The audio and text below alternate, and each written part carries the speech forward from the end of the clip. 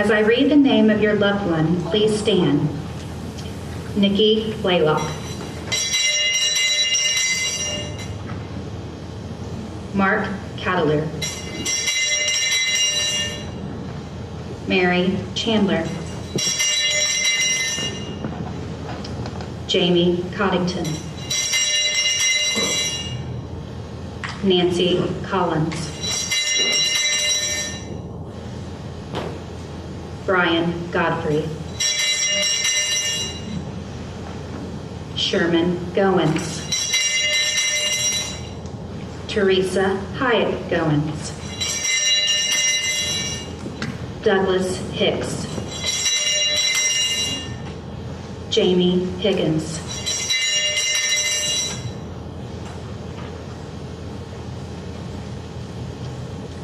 Linda Lawhorn. Marilyn Hirsch. David Knapp. Lisa Ludick. Adrian Marlette. Sean Macy. Susan McCoy. Gail McNeil. Daniel Oberhart. Riley Oberhart. Michael Powers Jr. Evelyn Ball.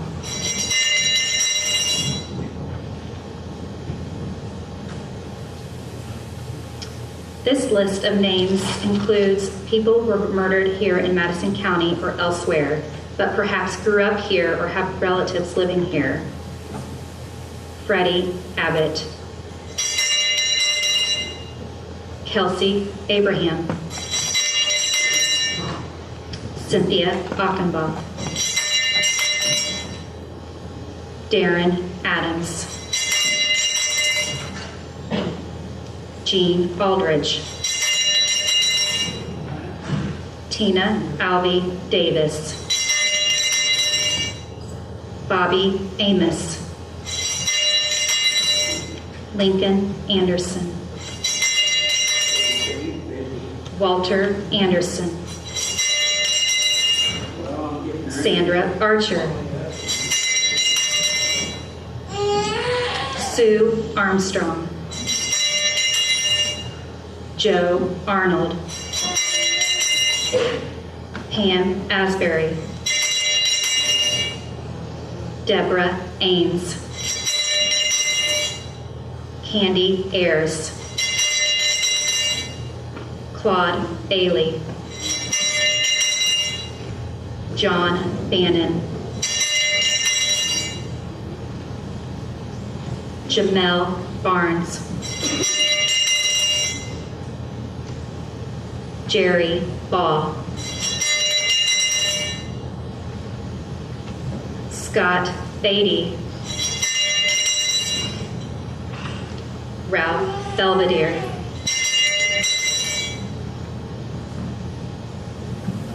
Robert Haggard. Marco Hampton. Jalen Harmon.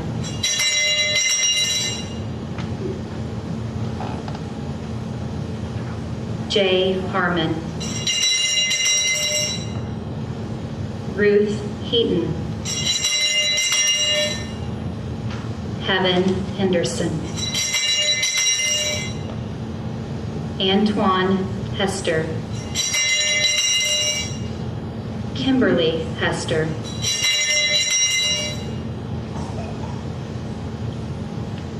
Terry Hewitt. Maxine Hiker. Michael Hobbs.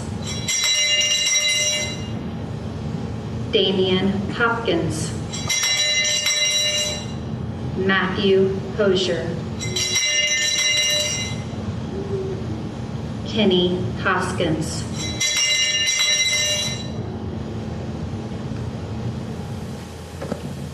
Shalyn Tariq Ariq Newsom.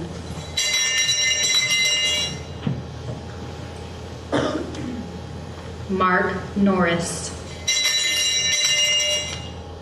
Henry Nunn. Richard Nunn. Janet Susie Odelbacher. Selena Oram. Alonzo Page.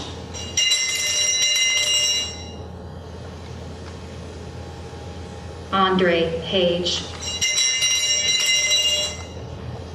Sandra Jo Passwater.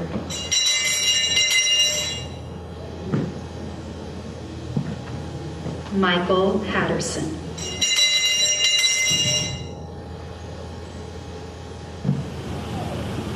Judy Van Dyne. James Wagner.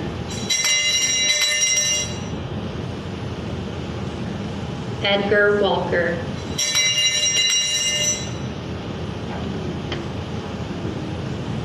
William Walton.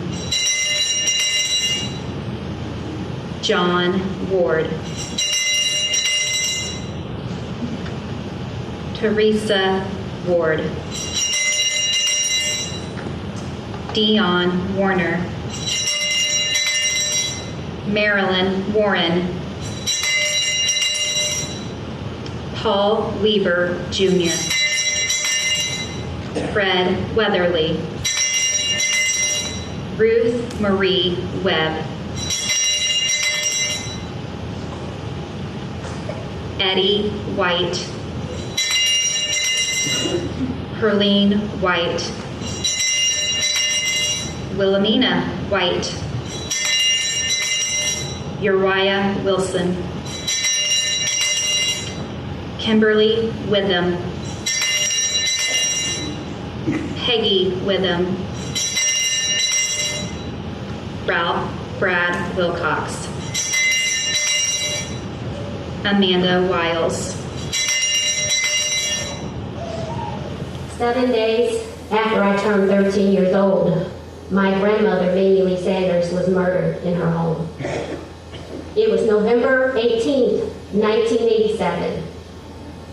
I remember that day like it was yesterday, and it was almost 30 years ago. I was a junior in high school. My dad had come to school to pick me up early that day. I didn't know what was going on. I wasn't accustomed to leaving school early ever.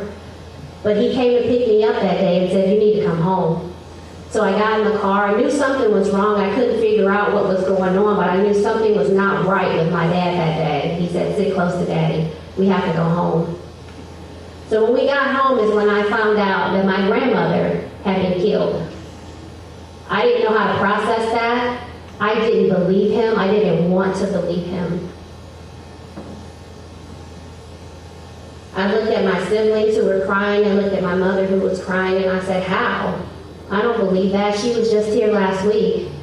Just a week prior, she had been at the house because she came over for my birthday and we did the usual. She came over, we had a great time. She brought over some gifts. When I hugged her goodbye that night for her to go home, I remember her wave to this day as she went down the stairs. I did not know that was the last time I would see my grandmother alive. But as the days and weeks went on, I found out the story unfolded. And in my 13-year-old mind, I comprehended the best that I could why my dad was coming home every day and crying, why they hid the newspapers from us. And when I went and found them, I saw it on the front page of the newspaper almost every day. And I further did not understand how this could have happened. After all, my mother was on the phone with her the night that a man intruded into the home and beat my grandmother with a shovel. She fought him. I had no idea the trauma that my family experienced, especially my dad. It was his mother that he lost. And it was my granny, the woman who always taught me that education is number one, who taught me that Jesus is Lord. And she always said, "Stephanie, enunciate your words, enunciate." Even as I stand here today, she would want me to speak very clear, very loud, very bold, because that's who she was. But As time went on and as the story unfolded, you know, our parents tried to shield us from the tragedy, but people were talking. We found out. I went and dug up the papers and read the stories, and I cried because I could not understand for the life of me how somebody had that much hatred in their heart to come into her home and to kill her for no reason at all. It was senseless. And that was a pain that I carry with me, that I still carry with me to this day. I buried it deep inside, and I just buried myself in my schoolwork. But I'm grateful to have grown up in a family of believers. I'm grateful to have grown up in a family where they said, you know what, we're going to forgive. But I know that was hard, especially for my dad and his mom. I know that was very hard. I saw the days that he cried and he would come home and go in the room and lock the door and just cry himself to sleep. And in my 13-year-old mind, I did not know how to comfort him. And that hurt very deeply, and it still hurts to this day.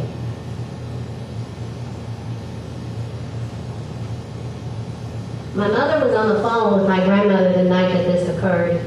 There was a primary witness in the trial that happened after that. She played a vital role in making sure the person who did this was held accountable. He was convicted and served 60 years in the Department of Correction. And in the course of that, our family became acquainted with the justice system. The prosecutor had become a family friend by that point because they had so many meetings. And even though I was 13 and I didn't quite understand, I snuck and found out and started reading little things. And I didn't know that at that time a seed was being planted. When I was in the 6th grade, I knew I wanted to be a lawyer, but I didn't know how. I didn't know what would happen after that. But that was still a seed that was very deep inside of me. The weeks went on after she was killed. It was very, very hard. Then came the funeral, standing room only. And even though leading up to that point, it was difficult for our family, functions were not the same. When I looked around that church, I knew that my grandmother was loved. She was loved by so many people. Standing room only. I remember my mother saying, you know what, we're not wearing black. We want everybody to wear bright colors. She refused to let us wear black. So I remember even the cream sweater dress that I had on, we went to the funeral that day. And it was a hallelujah service. We celebrated her life. She was the executive director of the Housing Authority. She would help anybody. She often worked late hours. She was a workaholic. My dad calls me that now. I get that from my grandmother. She helped a lot of people. She was a reverend at Bethel AME Church. She was a mother. She was a grandmother, at one time a wife, a sister, and a friend. And again, I say a teacher, my teacher, because she taught me so much. Me, my cousins, my siblings. She taught us so much. She still teaches us to this day. Memories of being at her home playing office, because she had all these things, papers, pens, all these things that you could imagine in an office, and we're like, oh, we're going to go play office. But now I'm like, you know, we were cleaning up her office. We were cleaning up her home office, playing office. That's what I realized we were doing. But, you know, I thank God for those kind of memories of being in her house and her cooking and telling us stories or singing songs or reading us Bible verses. She would always have something very educational for us to do, even on road trips. We had a family reunion every year when we would go to a different state, and she would always make sure we had our own little box of things to do to keep us occupied for the road trip. Whether it was looking at different license plates from different states, there was always something she had us to do. And so I cherish those memories. I choose to live in spite of, because that's what Mamie Sanders would want her granddaughter to do. So we transitioned from victims to victors, and that's what I want to leave with you tonight. Live your best life. You know, I've been told that the best revenge is massive success, whatever success looks like to you. I'm not talking about a job. I'm not talking about a career. I am talking about the peace of God that transcends all understanding. I had to learn to forgive. I did that through watching my parents, through watching my dad cry his way through it, pray his way through it. I later had to talk to people about it because I had repressed and suppressed those things, those those feelings that I had. You know, I was still very, very angry about this. I didn't know how to process it. But as time went on and prayer went on, you know, the Lord still dealt with my heart. And through my pain was birthed a passion and was birthed a purpose. Because I knew I wanted to go to law school. After graduating law school, I started interviewing for different jobs. And I'm like, no way I'm doing criminal law. Are you kidding me? There is no way I would ever do criminal law. Put me in some kind of transactional law, I'll be fine. But then I interviewed for the prosecutor's office, and the hiring lawyer said, you're a natural at this. What's going on? And I'm like, I don't know what's going on. I don't even know why I'm here.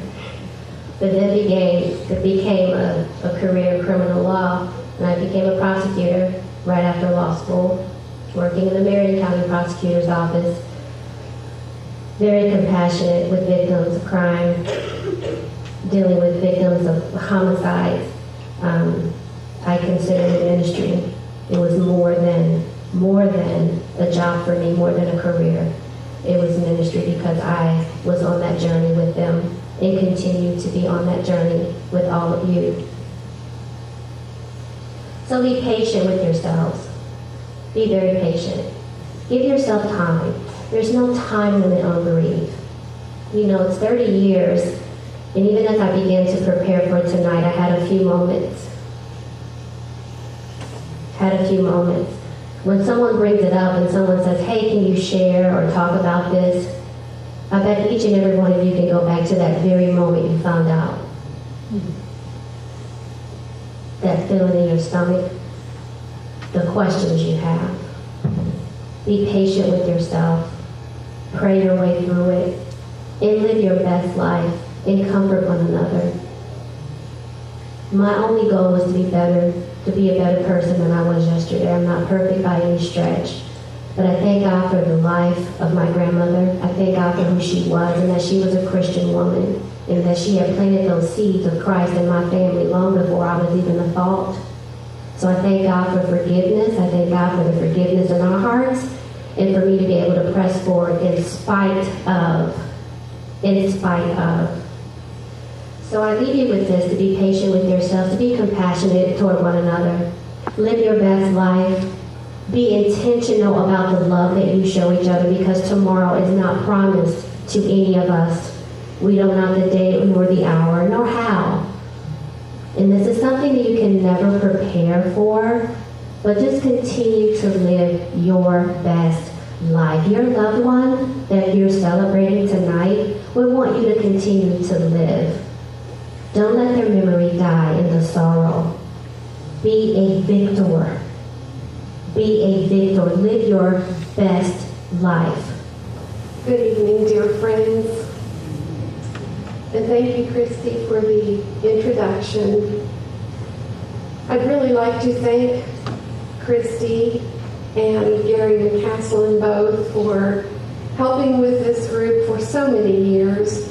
There have been a lot of people who've helped keep the group going and helped plan the vigil, but they've really given a lot of their time and energy and the love of people that motivates them.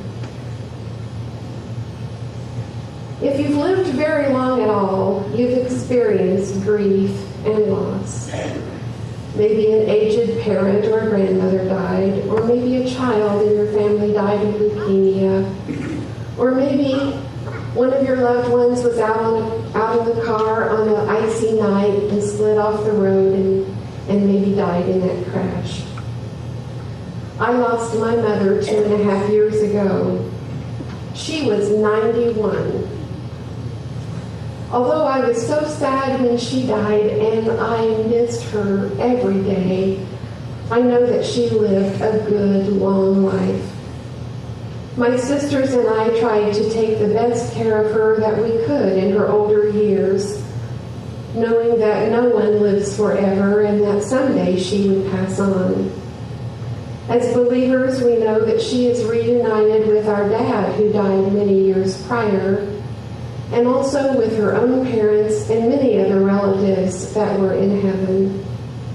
Most importantly, we know that she is rejoicing and looking into the face of Jesus. 12 years ago, my son and daughter-in-law were expecting my first grandchild. We were happily anticipating the birth of the baby. The baby bed was ready. The diapers were neatly folded and stacked on the shelf. Grandma Lisa bought the cuddliest, softest teddy bear that I could find. And then something went horribly wrong, and baby Michael was stillborn. I have been unable to find a word in the English language that describes the crushing disappointment. The hardest part was watching my son and daughter-in-law in their grief and sadness. As sorrowful as those losses were for me, I know that in homicide and impaired driving fatalities, it is a different thing when you lose a loved one because another person made a willful decision to take the life of your loved one. As the law says, knowingly and intentionally. How many times have you used that phrase, Stephanie? That is what the prosecutor has to prove in order to convict the offender who made a conscious decision to fire a gun or physically attack or consume alcohol and drugs and attempt to operate a 1,000-pound, so many horsepower vehicle, intending to kill or knowing that their actions could most likely result in the death of another person. When the offender was a family member, the sense of betrayal is magnified. Compounding the sense of loss and grief for surviving families is the question of why. This was senseless and unnecessary. I have often thought I'd like to go to the prison and meet with convicted murderers who have been incarcerated for many years and say, was it worth it? Was it really worth it to you? Do you have any idea the pain that you have caused these families? My guess is that my questions wouldn't be satisfactorily answered. But we try to make sense of what happened because as humans, we just can't accept what doesn't make sense. We look for pattern and organization. Books are shelved in a library according to the Dewey Decimal System. Folders in the filing cabinet are arranged by alphabetical order. We number the days on a calendar. When I get my monthly bank statement in the mail and I see that I have less money than I thought I had, I examine the transactions. I add up the deposits, I subtract the checks that I've written and the withdrawals that I've made until I understand why there is such little money left at the end of the month. Some people say everything happens for a reason. I don't believe that. I believe that things happen, bad things happen, because there is evil in the world. God doesn't sit on his throne and say, I want to cause a certain outcome, and to accomplish that, I'm going to cause someone to be murdered. No. I believe God's heart is broken too. God's heart is broken too. And yes, many times he can bring about good from tragedy. But because there is evil in the world, and there will continue to be until Jesus returns and takes us all home with him, there will be more homicides. And there will be more people who die because of impaired drivers. There will be more names added to the list that Jamie read earlier. There will be more families grieving, experiencing the paralyzing overwhelming pain and sorrow that you have known. I know that many of you are believers, and some of you are not. And some of you are questioning God, as we all do from time to time. But be assured He loves you. The Bible tells us so. And He commands us to love and care for each other. So my message is this, and it seems to be the theme for this evening. Grieving families will need a place to come and a community of people who have walked the path, sometimes barely able to put one foot in front of the other, barely able to even take a breath. A community of people who understand their suffering in a way that others do not. That is why I encourage you to come every year to this vigil. Stay in touch in the ways that Natasha described. And remember that we have the monthly meetings. Tonight, after the candles have been extinguished and Jason sings "My Anchor Holds," I encourage you to introduce yourselves to each other. If you feel comfortable, tell your story.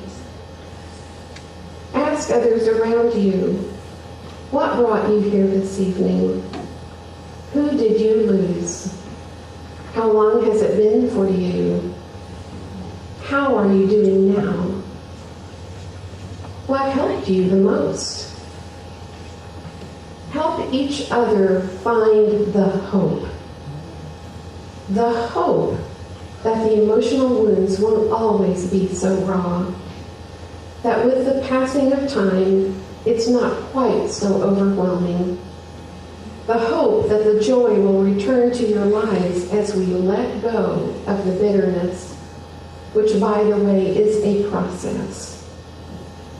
The bitterness can hold us hostage in a dark place unless we find ways to step by step release our grip on bitterness and turn our faces to the blessings that we might have otherwise missed. My little Michael cannot be replaced, but since we lost him, my son and daughter-in-law have given me two beautiful, wonderful, rambunctious little grandsons. Since my mother's passing, my nephew got married to a wonderful woman. My other nephew and his wife recently purchased a house for their family. There have been graduations, job promotions, retirements, many things to celebrate in our family. There are also smaller joys and blessings that we don't want to miss. The arrival of spring, finally. The warm sun on our face. Lunch with friends. Pam McCaslin's chicken and noodles, which we're going to enjoy here in just a little bit. Each day, be mindful of the fullness of the joy of small blessings. In closing, I want to say that it has truly been an honor to walk with you on your healing journey. The walk continues. May the Lord bless you and keep you and bring peace to your hearts. Thank you.